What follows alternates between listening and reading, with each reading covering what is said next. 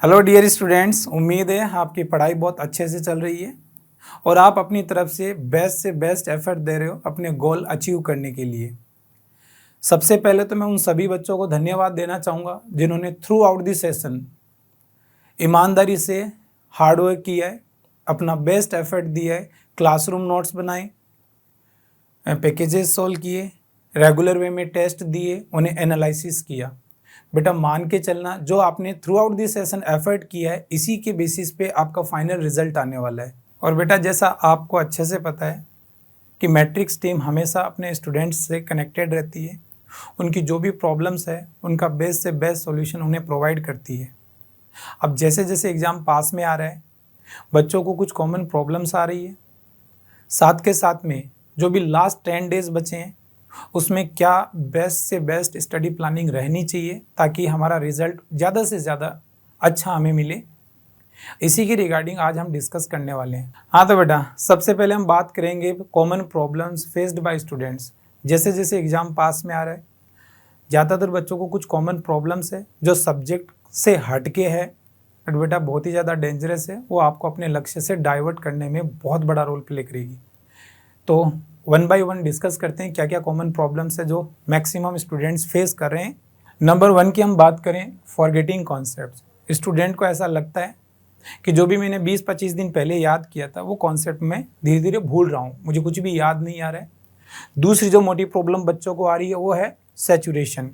2-2.5 घंटे कंटिन्यू पढ़ता है, उसके बाद ऐसा लगता है जैसे दिमाग ने काम करना बंद कर दिया है और ज़्यादा अच्छे से नहीं पढ़ पा रहा है, तो सैचुरेशन भी बड़ी प्रॉब्लम आ रही है बच्चों को।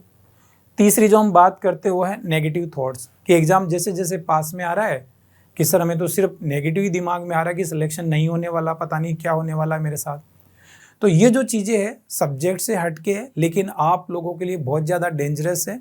आप मान के चलना, अगर आपने इनको दिमाग में हावी कर लिया तो ये आपको अपने लक्ष्य से डाइवर्ट कर देगी।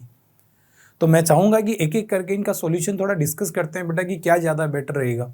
देखो आपको लगता है कि मेरा कॉन्सेप्ट जो है या मेरा जो पॉइंट है वो भूल रहा हूँ, तो बेटा आपको भरोसा रखना होगा कि सिर्फ आपको ये फील हो रहा होगा कि मैं ऐसा लग रहा है कि जो भी कॉन्सेप्ट मैंने 1 महीने पहले पढ़े थे वो भूल गया, लेकिन आप रैंडमली कोई भी चैप्टर जिसको आपने 15-20 दिन पहले ही तैयार किया था अच्छे से, वो न्यूमेरिकल जो आपने 15-20 दिन पहले सोल्व किए थे उनमें से कोई भी रैंडम न्यूमेरिकल उठा के देखिए, या आपका फ्रेंड उससे रिलेटेड कोई डाउट आपके सामने ला के रखेगा तो आप उसका सॉल्यूशन उसे एक्सप्लेन कर दोगे। ये रियलिटी है, आपको लगेगा कि मैंने भूल गया, लेकिन जब आप कोई क्वेश्चन अटेम्प्ट करने जाओगे तो आपको वो चीज़ें ऑटोमेटिकली याद आ जाएगी। तो मान के चलना, बस कंडीशन ये है कि वो क्वेश्चन या वो कॉन्सेप्ट आपका पहले से अच्छे से कवर होना चाहिए। ऐसा नहीं होना चाहिए कि वो क्वेश्चन या कॉन्सेप्ट आपका पहले कवर किया हुआ नहीं है, तो हो सकता है। तो अब आप कहोगे कि सर बाई चांस उस चैप्टर से रिलेटेड कोई पॉइंट जो है मेरा पहले से देखा हुआ नहीं है और वो एग्जाम में आ गया, तो बेटा आपके एग्जाम का पैटर्न ऐसा है कि 80-90% पोर्शन वही आएगा जो आपकी क्लासरूम नोट्स में है और जो आपने एनसीईआरटी से कवर की है, उससे बाहर नहीं होता है। कोई 1-2 क्वेश्चन हो सकता है आपको लगे कि मेरे लिए सेम क्वेश्चन नहीं है, मैंने पहले ऐसा क्वेश्चन नहीं देखा है। तो अगर आपका देखा हुआ क्वेश्चन है और आपके सामने आएगा तो भरोसा रखना, अगर आपने 10 दिन या 15 दिन या 20 दिन पहले उसे रिवाइज किया है, उसे कवर किया है, तो आप उसे सोल्व कर जाओगे। और इसके लिए आपको 2-4 रेंडमली क्वेश्चन सोल्व करके देखने, जो भी चैप्टर्स आपने 1-2 महीने पहले रिवाइज किए थे। दूसरी जो प्रॉब्लम आ रही है सैचुरेशन वाली, तो सैचुरेशन को ब्रेक करने का एक ही तरीका है बेटा, आप जो भी प्लानिंग करते हो वो ज़्यादा लॉन्ग ड्यूरेशन वाली मत कीजिए। 1-1 घंटे के प्लान कीजिए, लेकिन सिटिंग प्लान आपका 3 घंटे का रहना चाहिए। तो 3 घंटे में आप 3 अलग प्लान कीजिए, 3 अलग अलग चैप्टर्स को रिवाइज करने की सोचिए। अगर बाई चांस एक चैप्टर आपका 1 घंटे में रिवाइज नहीं होता है तो जहाँ तक वो रिवाइज हो गया है वहीं पे पेज को आप फोल्ड करके उस नोटबुक को अलग रख दीजिए और आप दूसरा जो प्लान आपने स्टार्ट किया था उसको पढ़ना स्टार्ट कर दीजिए। तो ऐसे तीनों घंटे आपको अलग अलग सब्जेक्ट पढ़ने की प्लानिंग कर लीजिए। तो आपका जो सैचुरेशन आने वाली बात होती है ना, आप जब एक रेगुलर प्लान पे काम करते हो तब जाके आपके सैचुरेशन आने के चांस होते हैं, लेकिन आप छोटे छोटे प्लान्स बना लोगे ना, तो जब भी कोई नया प्लान स्टार्ट होता है ना तो हमारा एक तरह से दिमाग जो है रीस्टार्ट होता है। तो ये भी इंपॉर्टेंट है कि अगर आप सैचुरेशन फील करते हो तो आप जो भी 3 घंटे का सिटिंग प्लान करते हो उसमें 3 अलग अलग पार्ट्स कर दीजिए कि मैं पहले बायो, फिर केमिस्ट्री और फिर फिजिक्स पढ़ूंगा। अब 1 घंटे में जितना पढ़ सकता हूँ उतना पढ़ूंगा, फिर मैं केमिस्ट्री पे स्विच कर जाऊंगा, फिर मैं फिजिक्स पे स्विच कर जाऊंगा। तो ये थोड़ा फोकस करना ये बड़ा काम का है आपके सैचुरेशन वाले पॉइंट को ब्रेक करने के लिए। नेक्स्ट होता है नेगेटिव थॉट्स। बेटा आप जैसा सोचते हो वैसा ही आपके साथ होने वाला है, तो सोच तो एटलीस्ट हम पॉजिटिव रखें। तो ये बात अपने दिमाग में बिठाइए कि जो नेगेटिव डिस्कशन करने वाले लोग हैं उनसे आप लास्ट में जाके डिस्टेंस रखिए, क्योंकि किसी भी तरह का नेगेटिव डिस्कशन आपको बेनिफिट नहीं पहुंचाएगा। कोशिश कीजिए कि आप उन लोगों से जो नेगेटिव थॉट्स दिमाग में आपके फीड करने वाले हैं, जिनसे आपको नेगेटिविटी ज़्यादा आती है, उन लोगों से आप डिस्टेंस रखें। जो आपके साथ पॉजिटिव डिस्कशन करते हैं, जिनसे आप बात करके मोटिवेटेड फील करते हो, पॉजिटिव फील करते हो और ऐसे एनर्जेटिक फील करो, उन लोगों से आप डिस्कशन कीजिए और बाकी लोगों से आप कनेक्टिविटी बंद कर दीजिए बेटा। तो ये भी बड़ा इंपॉर्टेंट है कि तीनों की तीनों प्रॉब्लम्स, मैंने फिर से रिपीट कर रहा हूँ, ये वो प्रॉब्लम्स है जो सब्जेक्ट से रिलेटेड नहीं है, लेकिन एंड में जैसे जैसे एग्जाम पास में आएगा बच्चों पे ये चीज़ें डोमिनेंट होने लगेगी और वो लक्ष्य से डाइवर्ट करने का काम करेगी। तो मैं रिक्वेस्ट करूँगा कि चाहे वो ये फील होना कि मैं भूल रहा हूँ धीरे धीरे कॉन्सेप्ट्स को, या सैचुरेशन आना, या नेगेटिव थॉट्स दिमाग में आना, इन चीज़ों को हावी ना होने दे और आप अपने लक्ष्य की ओर लगे रहे। बेटा जो नेक्स्ट हम डिस्कस करने वाले हैं वो लास्ट 10 डेज में क्या स्टडी प्लान रहना चाहिए, क्योंकि ये मान के चलना बेटा कि लास्ट के 10 डेज में जो भी आप प्लानिंग करोगे, जो भी आपका एफर्ट रहेगा, उसका सीधा सीधा इफेक्ट जो आने वाला है वो आपके रिजल्ट को निखारने में रहेगा। आप बहुत अच्छे से अगर लास्ट के 10 डेज में टाइम को यूटिलाइज करते हो तो मान के चलना आपका रिजल्ट जो है एक्सपेक्टेड से भी बहुत अच्छा आने वाला है। तो अब इन 10 डेज में आपको किन किन बातों पे ज़्यादा फोकस करना है, कौन कौन सी चीज़ें अवॉइड करनी है, 1 बाय 1 ये डिस्कस करेंगे बेटा। सबसे पहले आपको एक क्विक रिवीजन करना है मैक्सिमम सिलेबस का। ये मान के चलना बेटा कि एग्ज़ाम से पहले जो कॉन्सेप्ट या पॉइंट्स आप रिवाइज करके जाओगे, बाई चांस उससे रिलेटेड जो जो पॉइंट्स आप या उनसे रिलेटेड जो जो क्वेश्चंस आपको एग्जाम में देखने को मिलेंगे, आप उन्हें स्पीड से अटेम्प्ट कर पाओगे और उनके एक्यूरेट होने के चांसेस बहुत ज़्यादा होंगे। तो मैं ये कहना चाहता हूँ, अगर आप अपनी स्पीड बढ़ाना चाहते हो, एक्यूरेसी बढ़ाना चाहते हो, तो जितना ज़्यादा सिलेबस आप एंड के या लास्ट के 10 डेज में रिवाइज कर सकते हो कीजिएगा। नेक्स्ट जो पॉइंट है वो है सेट योर प्रायोरिटीज़, मतलब आपको कौन सा चैप्टर कब रिवाइज करना इन लास्ट 10 डेज में, ये भी बड़ा इंपॉर्टेंट फैक्टर है। तो आप इसको भी अच्छे से प्लान करें, जो कि हम आगे डिस्कस करने वाले हैं। इसके बाद नेक्स्ट जो है आपके जो सोर्सेज है, जो रिवाइज करने के लिए जो आप सोर्सेज यूज़ करने वाले हो उन्हें मिनिमाइज करना। मान के चलना बेटा कि जो भी आपका आजकल पेपर आ रहा है वो only NCERT based and classroom notes based होता है। तो लास्ट के 10 डेज में आप अनावश्यक कोई न्यू बुक फॉलो ना करें, ओनली क्लासरूम नोट्स पे फोकस करें और एनसीईआरटी कवर करें। इसके बाहर आपका कोई पेपर में क्वेश्चन नहीं आने वाला है, तो आपके सोर्सेज मिनिमाइज करना है। नेक्स्ट जो पॉइंट है वह है कि डेली आपको एक मॉक टेस्ट पेपर देना है, क्योंकि बेटा ये मान के चलना कि जो आपका मेन एग्जाम का ड्यूरेशन है उसी टाइम अगर आप एक डेली एक mock test paper same pattern का सोल्व करते हो तो इससे आपको बहुत ज़्यादा बेनिफिट होगा। इस तरह मान के चलना कि आपकी बॉडी उस ड्यूरेशन में मेंटली प्रिपेयर्ड रहने वाली है, आपका दिमाग अच्छे से प्रिपेयर्ड रहेगा कि मैं इस ड्यूरेशन में किस तरह का टास्क कंप्लीट करूंगा, और ये आपको बहुत ज़्यादा बेनिफिट पहुंचाएगा मेन एग्जाम में। तो जो भी आप daily mock test paper solve करोगे उसका ड्यूरेशन, उसकी टाइमिंग वही रखनी है जो मेन एग्जाम की रहेगी। नेक्स्ट जो पॉइंट है वो है stay positive, confident and motivated. बेटा लास्ट के 10 डेज में आप अच्छा ही सोचे, बिल्कुल भी नेगेटिव ना सोचे, क्योंकि आप जैसा सोचोगे वैसा ही पाओगे।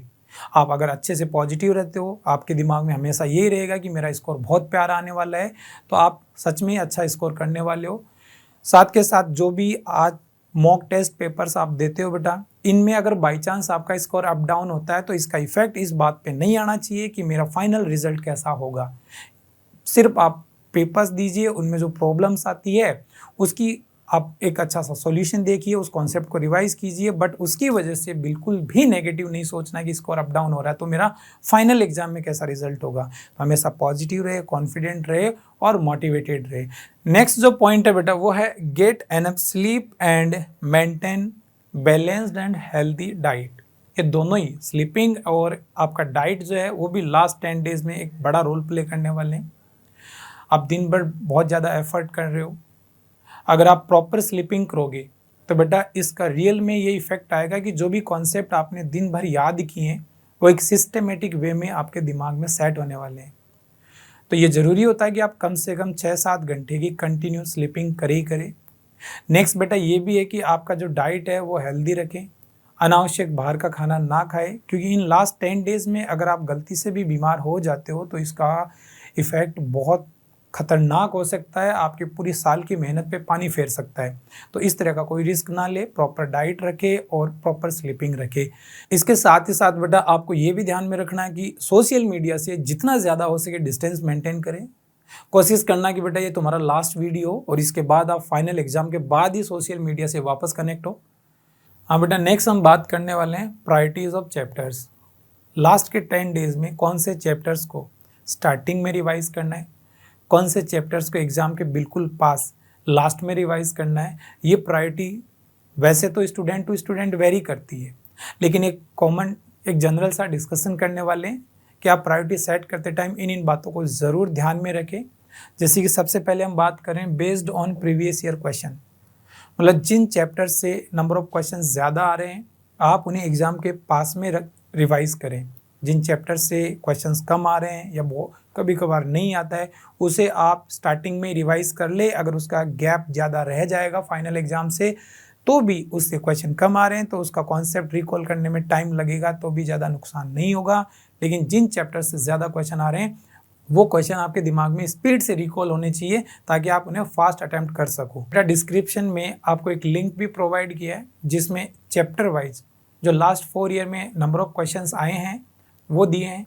तो आप अपनी प्रायोरिटी सेट करते टाइम एक बार ये क्रॉस चेक जरूर करें कि इस चैप्टर से कितने क्वेश्चन एवरेज एग्जाम में आ रहे हैं। नेक्स्ट जो पॉइंट आपको ध्यान में रखना है प्रायोरिटी सेट करते टाइम वो है थ्योरेटिकल चैप्टर्स। जो भी थ्योरेटिकल चैप्टर्स है, जैसे फिजिक्स में देखा जाए मॉडर्न फिजिक्स है, मैग्नेटिज्म रहा, इलेक्ट्रोमैग्नेटिक वेव, इलेक्ट्रॉनिक्स। ऐसे ही अगर केमिस्ट्री की बात करते हैं इनऑर्गेनिक केमिस्ट्री, ऑर्गेनिक केमिस्ट्री। और अगर बायोलॉजी की बात करते हैं तो examples of animal kingdom, evolution, ये वो चैप्टर्स है जिनमें थ्योरी के क्वेश्चंस आने के चांस है। ये एग्ज़ाम के बिल्कुल पास में रिवाइज करें क्योंकि थ्योरी के क्वेश्चन ज़्यादा करेक्ट होने के चांस तभी होते हैं जब आपका वो कॉन्सेप्ट या वो पॉइंट रिसेंटली रिवाइज्ड हो। नेक्स्ट पॉइंट जो प्रायोरिटी सेट करते टाइम ध्यान में रखना वो है कॉन्सेप्चुअल चैप्टर्स। जैसे फिजिक्स में मैकेनिक्स हुआ, इलेक्ट्रोडायनेमिक्स हुआ, केमिस्ट्री में फिजिकल केमिस्ट्री है, बायोलॉजी में ह्यूमन रिप्रोडक्शन है, बायोटेक है, ह्यूमन फिजियोलॉजी है। इनमें कॉन्सेप्ट फॉर्मूले यूज़ होते हैं, मैक्सिमम न्यूमेरिकल्स एग्जाम में पूछे जाते हैं। तो बेटा कॉन्सेप्ट और फॉर्मूला आपके दिमाग में लंबे टाइम तक याद रहता है तो आप कोशिश कीजिए इन्हें स्टार्टिंग में ही रिवाइज करें। एग्जाम से ड्यूरेशन ज़्यादा रहेगा तो भी इनकी वजह से कोई नुकसान नहीं होगा। ज़रूरत के टाइम पे ये कॉन्सेप्ट और फॉर्मूला आपको अच्छे से याद आ जाएगा। नेक्स्ट पॉइंट जो प्रायोरिटी सेट करते टाइम आपको ध्यान में रखना है वो है एनसीईआरटी डायग्राम्स। ये बहुत ज़्यादा इंपॉर्टेंट है बेटा। ये मेरी आपसे रिक्वेस्ट है बेटा कि एग्ज़ाम के ठीक पहले जो दिन है उस दिन आपको मेनली इस बात पे फोकस करना है कि जितने भी बायोलॉजी के एनसीईआरटी में डायग्राम गिवन है उन डायग्राम्स को एक बार रीड आउट करें। फिजिक्स एंड केमिस्ट्री में जितने भी ग्राफ एनसीईआरटी में दिए हुए हैं उन ग्राफ्स को अच्छे से रिवाइज करें क्योंकि एग्जाम में डायग्राम से रिलेटेड जो क्वेश्चन है वो आप स्पीड से अटेम्प्ट कर पाओगे अगर पहले ही दिन आप इन चीज़ों को अच्छे से रिवाइज करके जाओगे। एंड डायग्राम और ग्राफ एनसीईआरटी में जो दिए हुए हैं वो आपके एग्जाम के ठीक पहले वाले दिन ही रिवाइज करने के सबसे ज़्यादा बेनिफिट होने वाले हैं। मान के चलना बेटा एग्जाम में जो भी क्वेश्चंस आएंगे वो मेनली एनसीईआरटी के आगे पीछे घूम रहे हैं। जितने भी पिछले 2-3 साल में ग्राफ आए हैं वो एनसीईआरटी से ही आ रहे हैं। तो मैं रिक्वेस्ट करूँगा कि एग्ज़ाम के ठीक पहले दिन आप इसे ज़रूर फॉलो करें। और लास्ट में यही कहना चाहूँगा कि भाई आप हमेशा पॉजिटिव रहे, कॉन्फिडेंट रहे, खुद पे भरोसा रखें और आप अपनी तरफ से बेस्ट एफर्ट करें। आपका रिजल्ट बहुत प्यारा रहेगा। All the best.